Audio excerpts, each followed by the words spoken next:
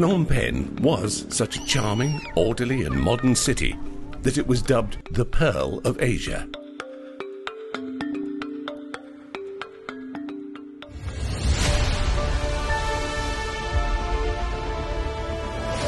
Over 4 years, from 1975 to 1979, under the brutal Khmer Rouge regime, almost half of the Cambodian population was slaughtered, and the city was decimated.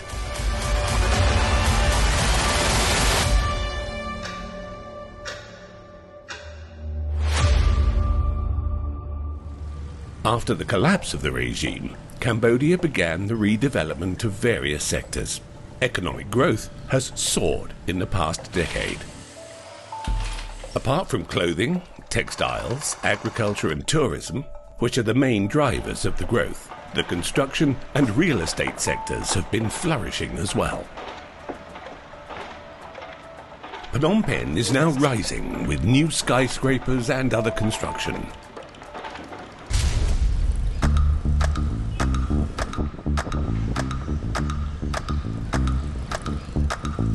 Phnom Penh's skyline is full of construction cranes.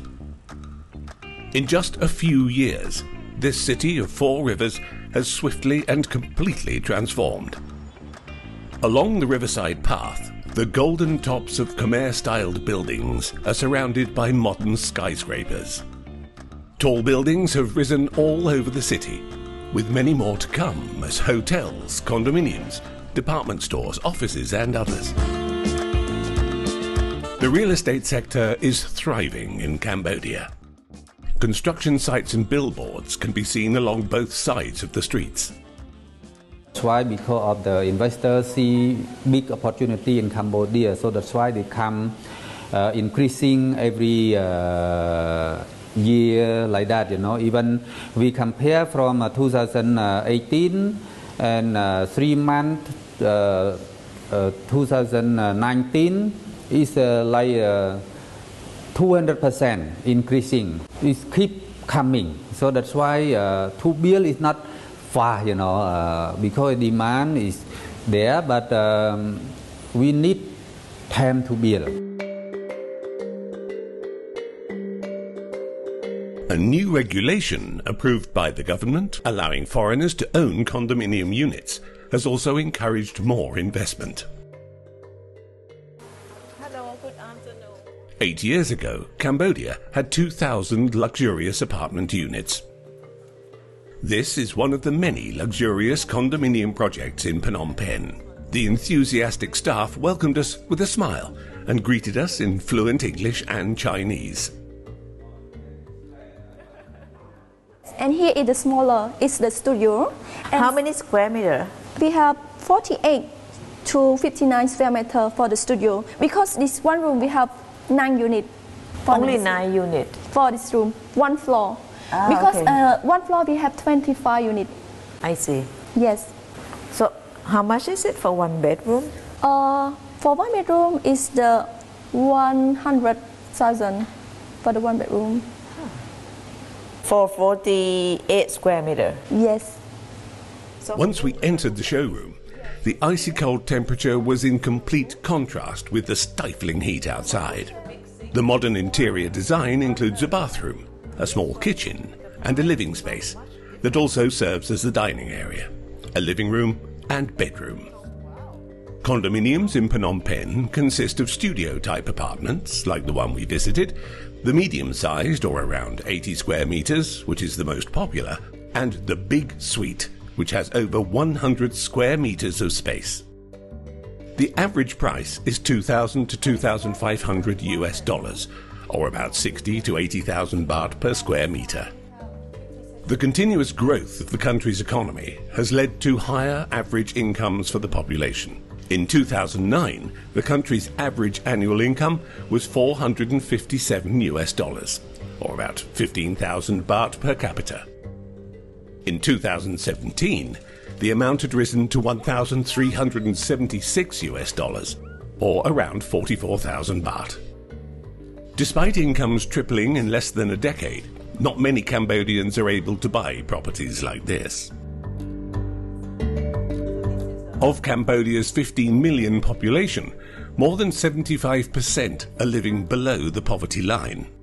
Another 20% are considered middle income, while the last 5% are those living at the top. President Xi Jinping of China paid an official visit to Cambodia several years ago.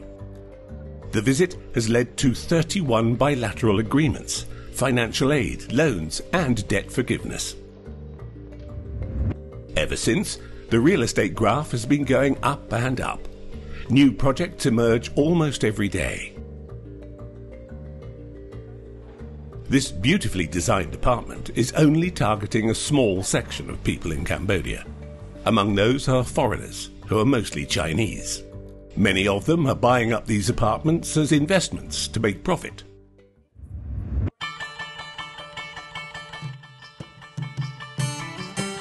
There are 2.5 million people in Phnom Penh, though construction is evident all over the city. These residences are only aimed towards foreigners or Cambodians in the upper middle or upper classes.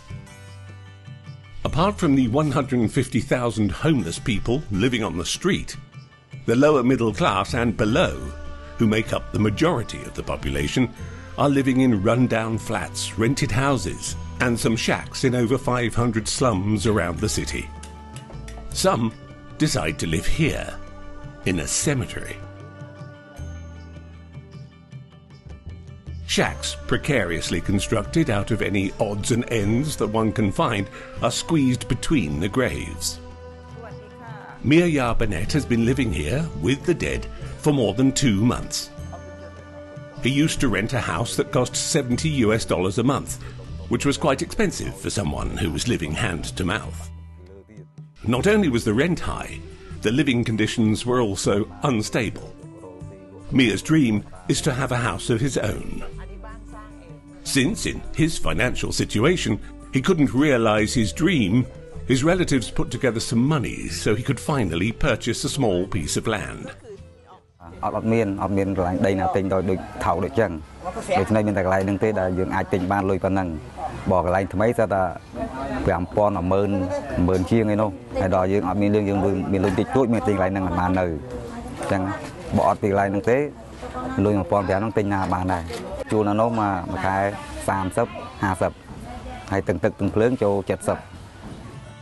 The land, which once belonged to the dead, is now occupied by the living, squeezing between those who have been here so long their gravestones have faded and those who have just arrived.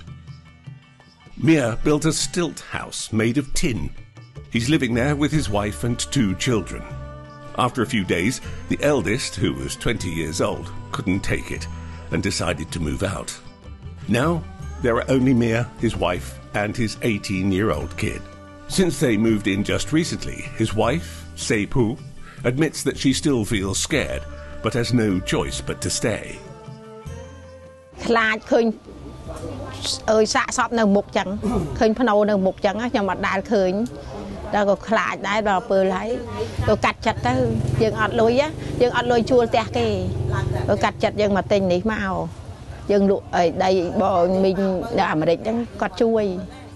The grave in front of the couple's house is relatively fresh. A small mound confirms the recent arrival of the body lying under this soil. Sepu puts out some incense every day. At least this simple act helps to calm her down. Neum Sujir, who has been using this place as his home and his shop for more than 30 years, is, however, used to this atmosphere, and his neighbours, who are lying quietly in their graves.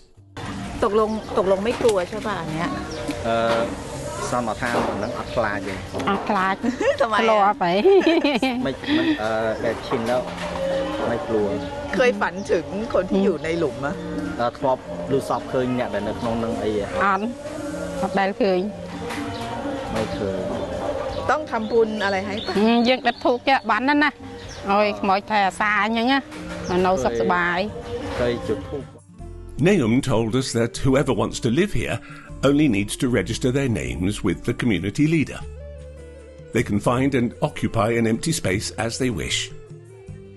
This cemetery is now housing nearly 500 people, which is evident from all the overlapping roofs.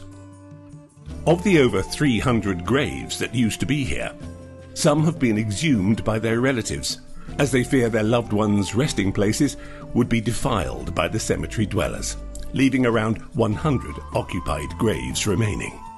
Some people have been living here long enough that they no longer feel frightened. Many times the graves have benefited and have been integrated into their ways of life. A handmade cushion has been placed over a grave, so it can be used as a couch. Another grave has been used as storage, while another one has been occupied by children and is used as their playground. Except this one grave in front of Mia Sensei's house, where incense is placed on the fresh mound every day by Sei. When it rains heavily, the only thing that worries her is that the fresh mound will crumble down and water will seep down into the grave. There is a possibility that the body could be pushed to the surface by the water.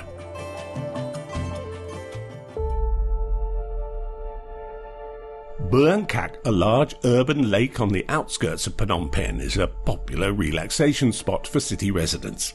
It is surrounded by restaurants, shops and accommodations. This is also an ancient community, which was inhabited even prior to the Khmer Rouge regime. During the time of the Khmer Rouge, all documents related to land ownership and registration were destroyed in an effort to form a new social system conceived by Pol Pot. When the Khmer Rouge finally retreated to the western border, with only half of the population remaining, the government at that time encouraged people from rural areas to migrate into the city and occupy all the spaces to help rebuild the country. This led to the development of various communities in Phnom Penh, including this one surrounding Buang Kak Lake.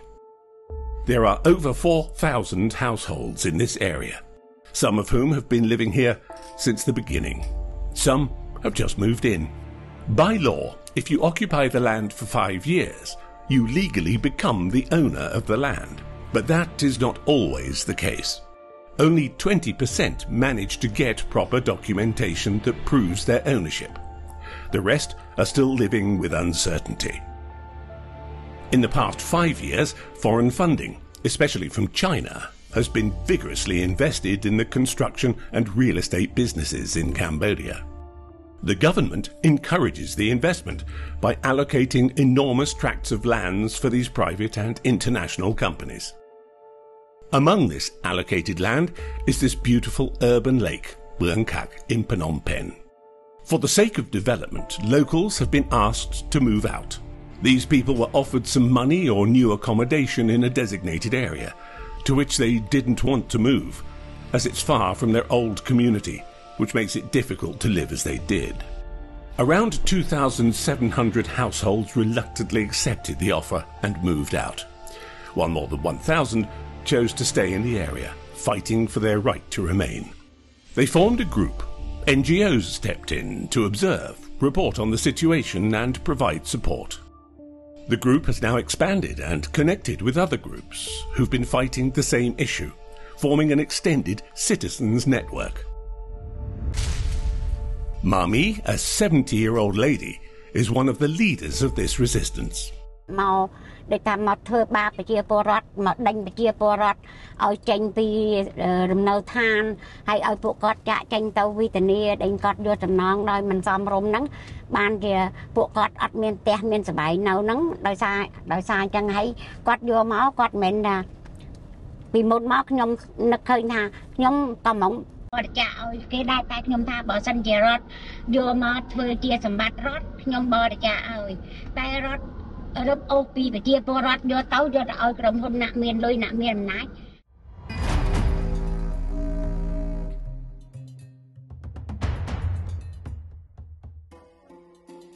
has been assaulted and imprisoned for 3 months for leading this fight. The Buang Kak movement has been fighting non-violently. The leaders and most of the protesters are female, which is a strategic move to mitigate any violence that might occur during any suppression. Despite being mostly female, many of them were assaulted and arrested, including Mami. With a hunched back, wrinkled complexion, a head full of white hair and many missing teeth, Mami still managed to resist and had to be carried from the protest site by 4 officers. With their various non-violent approaches, combined with the close-knit ties in the group, their fight for the right to stay has been gaining interest from the West, including Europe and the US. After relentless fighting for nearly a decade, some of the Bangkok residents have finally claimed the right to get their residences back. Around 416,000 square meters of land has been measured and legally allocated to the residents, supported by official documentation. ខ្ញុំបានប្លង់កម្មសិទ្ធិខ្ញុំសប្បាយចិត្តតែដល់ពេលកាលសប្បាយចិត្តក៏វាសប្បាយមួយយ៉ាងទៅដូចកាត់ទុកមួយយ៉ាងចឹងទៅគេបានប្លង់មកហើយយើងអត់មានផ្ទះនៅគេដេញយើងមកឲ្យយកដីទាំងហ្នឹងយើងធ្វើផ្ទះគេមកចាប់ខ្ញុំអស់មួយសាណាខ្ញុំពងអាសាងសង់ផ្ទះចឹងគេមកចាប់អីវ៉ាន់ខ្ញុំចាប់អីវ៉ាន់យើងឲ្យយកអស់លីងមួយសា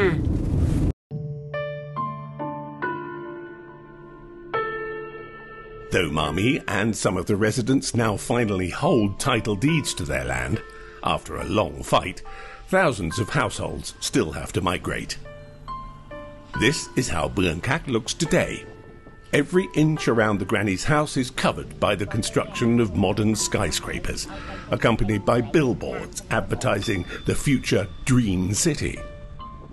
Other than Bangkok residents, between 2000 and 2014, over 700,000 Cambodians faced the same problems, according to data provided by a human rights organization. The issue of land management and ownership has long been a cause of conflict in Cambodia, a conflict which has been getting more violent in recent years. At the same time, the wealth has been flooding to the top. Chinese investment and construction projects are flourishing all over Phnom Penh. It won't be long before the skyline of Phnom Penh transforms from construction cranes to skyscrapers. But what is likely to remain, and with little change, are the lives of those who live down here. Despite 7% economic growth for 5 continuous years, which is the 6th fastest in the world, Cambodia is still struggling with poverty and income distribution. Real estate is indeed the star of the moment, but living under these beautiful high-rise buildings and construction projects are Cambodians, who are still dealing with long-term and endless residential problems. Beautifully furnished apartments side by side with shabby houses in the graveyards and residents being evicted are the contrasts between the two worlds. Despite the economic growth, wealth remains in the hands of a few. On this development bullet train, many poor passengers have been left on the tracks.